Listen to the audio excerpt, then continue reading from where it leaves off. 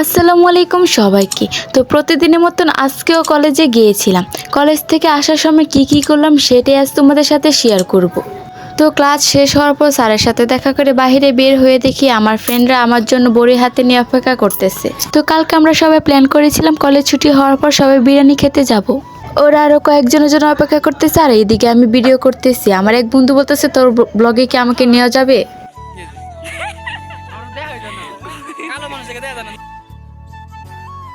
অবশেষে আমরা চালাকচৌ বাজারে চলে আসলাম। তো আমার বান্ধবী প্রথমে গরির দোকানে ঢুকেছে, গরির দোকান থেকে সোজা আমরা বিরিয়ানির দোকানে চলে আসলাম। খুব অল্প দামে বিরিয়ানি পাওয়া যায় ঢাকার নবাবী বিরিয়ানি হাউস। দোকানটা হচ্ছে মনোহরদী থানা চালাকচৌ বাজার হাই স্কুলের সামনে। আমরা অর্ডার দিয়েছিলাম গরুর কাচ্চি বিরিয়ানি। তো অবশেষে আমাদেরকে বিরিয়ানিটা দিয়ে গেল। আমরা তিনজনে বসছিলাম এক জায়গায়, আরও বাকিরাও অন্য সিটে বসছিল। আমাদের তিনজনের জন্য 3 প্লেট।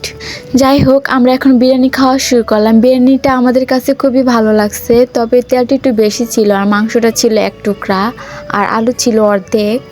মাংসটা ভালোই নরম ছিল।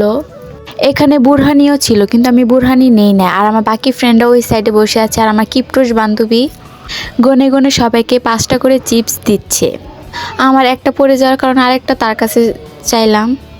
আমাদের খাওয়া দাওয়া শেষে এক একজন এক এক বাসায় চলে যাচ্ছি।